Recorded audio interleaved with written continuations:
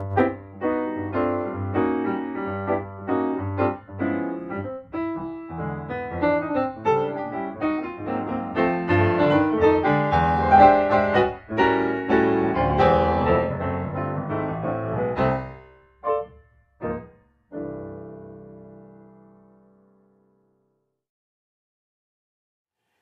hello everyone out there. My name's Doug Bergstein and I am a board member of the Valley Players Theater.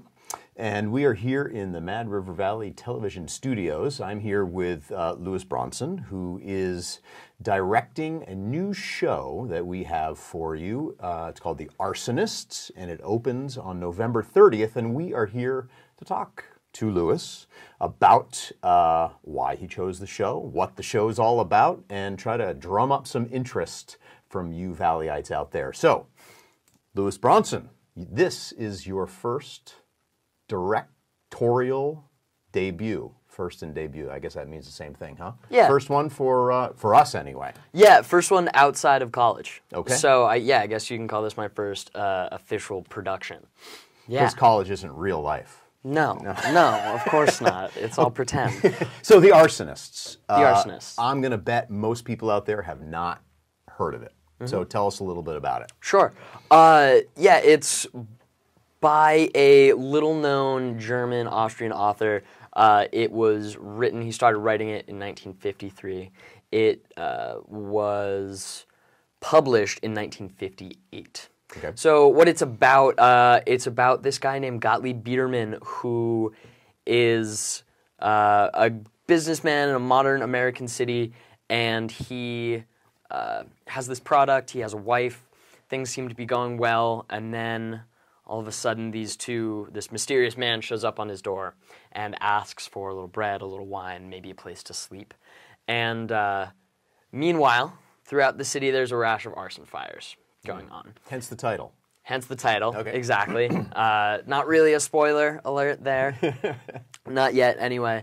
So Gottlieb has to contend with the concept of being a good man who wants to help his fellow humans and also protecting himself and his personal interest. So that's where our conflict is, and we kind of... he finds himself a bit at odds with his perception of what the world is and what real life actually is, as so many of us may. Okay, so this summer you and I were in the Ten Fest, and you mentioned about wanting to do this. So this has been in your mind for a while. I mean, what is it about this show that captures your interest? It's definitely. It's been percolating for a while, you might say. Yeah. I saw a bad version of this play, which I think is where all artistic desire starts. You see something done poorly, and you're like, I can do that better. Or I have some other ideas about what to do with this piece. So when I saw it originally, I was in high school. The production just had a lot of business going on, and there's a lot in there that if you don't make strong choices can just kind of be... can be very surface, and there's not a lot going on there. So the script underneath has so many different layers to it, and that's another mark of a good piece of art is that with each reading, every time you delve into it, you discover something else. You open another layer to it. So that's definitely something that drew me to it. Is just that it's a good piece. It's fun to read. It's funny. It's got a good story, and it's clever. Definitely, it really appeals to a modern American audience, which in a way that you might not expect from a 50-year-old something play. Yeah. So, we did a read-through of this about a month ago or so, and tried to drum up some interest there. And you got some of your cast from that read-through. And I was part of that read-through, and I got to say, I was surprised that there was so much humor that was part of it, because you read the summary or think, oh man, this thing is dark. And it is dark in some ways, but you mentioned in terms of directing that it's about choices, but the play is also about choices. Yeah. Yeah. It's the dark thing. It's interesting that you mentioned that because on the surface, it's very easy to laugh at, but the more you dig into these characters and think about the things they're saying, there are some really dark kernels in there that show the darker side of humanity, and often not good theater in particular kind of does seem to dwell on those darker parts of humanity. So it's something that we all have to reconcile with as just being humans, that there are some dark parts to being alive, and we got to face them all, unfortunately. I mean, so during this, I felt guilt. I was laughing, and I'm like, wait a minute. Should I be laughing here? Something is wrong. And I'm like, I'm not sure this is an appropriate reaction. And the audience is going to feel that. Definitely. And that's crucial in that it is, your reaction is particular to the way that you absorb it. I mean, that's obvious.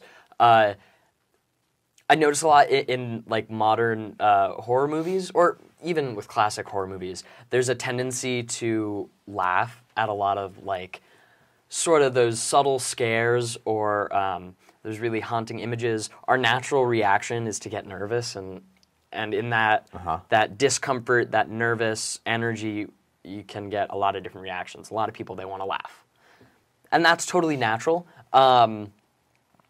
But others, when you kind of dig into that more, you find that darker kernel, like I was saying. So the read-through was a really great experience, I think, just not only to get exposure for people, but to hear those laughs and know that it is funny. It is something that you can get through. It's not all like a heavy, dark, like... Woe is me. Woe is us. Woe is us, right? Woe unto us. Yeah. So I got to see some of your rehearsal last night, and you were talking about making choices as a director, and just the little pieces that I observed. You were digging in at your cast members, like, okay, how did that make you feel? Okay, so you said that and you reacted that way. How did that make you feel? How much of that is going on in the rehearsal process?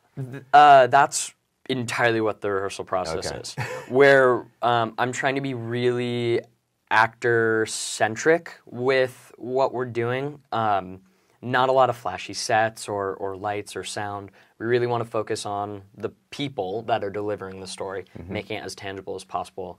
So those questions as a director are crucial to get not only an insight to how the actor is kind of picking up on the scene, but to string the narrative along for everybody. We all need to be on the same page. So you're sitting at in this scene that you were watching, the character is kind of sitting at the breakfast table getting ready to go in the morning.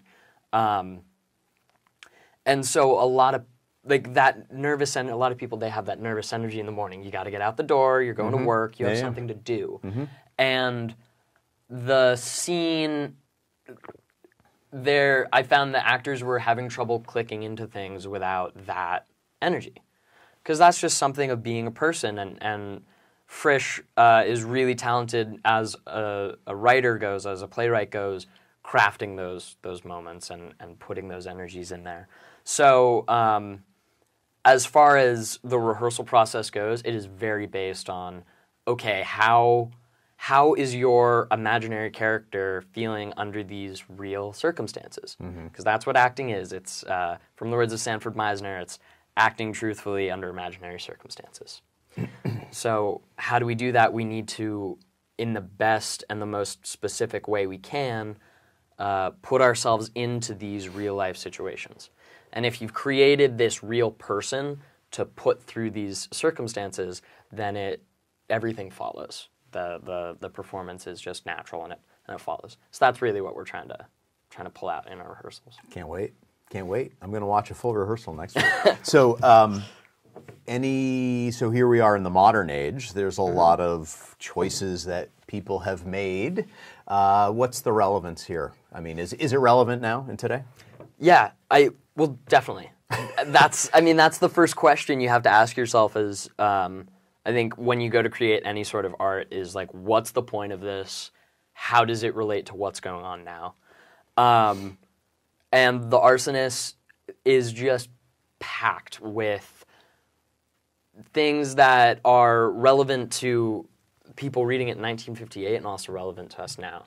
And that is kind of all-encompassing from the political climate that you consider ourselves in and the way we interact with each other as people. There's a lot in there on class and how you are supposed to look at the people around you, how you're supposed to treat people, whether they are wearing Gucci or Louis Vuitton or they're wearing, some raggedy boots they got at Walmart. It's kind of the great equalizer, sort of. The play is not preachy. It's not preaching, this is the way you should do it. No. It's just a conversation about how to do that, or... Yeah, it's picking up on things that we do now that are kind of ingrained in our behavior, ingrained in our culture, and just saying, hey, look at the way that you do this. When was the last time you thought about it? And often or not, we don't think about those things. A great example, if you've ever walked on the streets in New York, and you look down, nobody makes eye contact. It's very insulated. And so the arsonist on the side says, look at that idea. What's that all about? Why do you move to a city if you just want to ignore all the people around you? Why insulate yourself with people, but also create another shell for you to block all of that out? That has been my question. Right? Good old country living, right? Okay, great. So,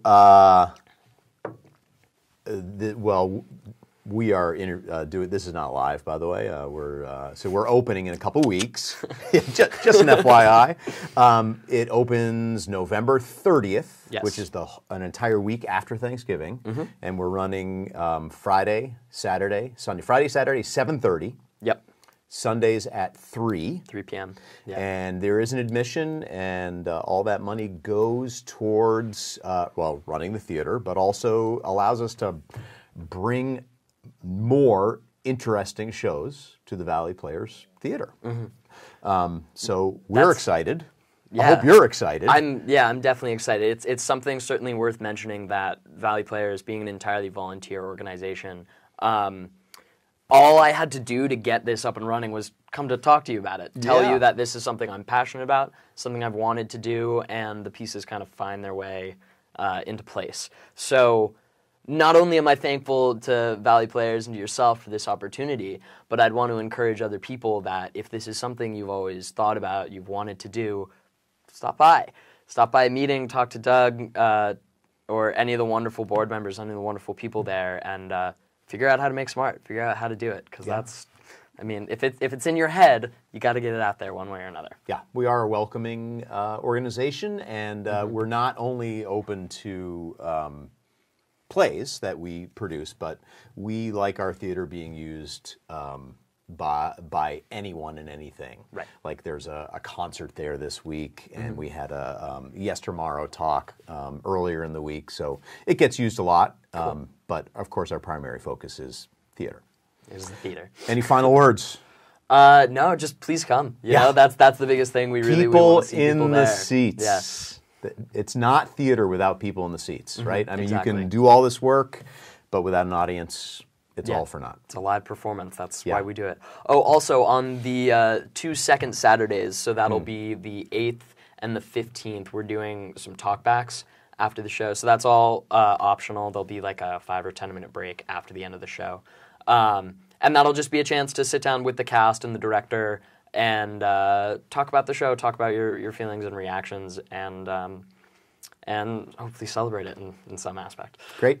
Oh, and there's going to be goodies, like brownies and cookies and cider. Of course, all the good stuff. That's the big draw. Okay, well, thanks for listening, and we hope to see you at the show. Thanks.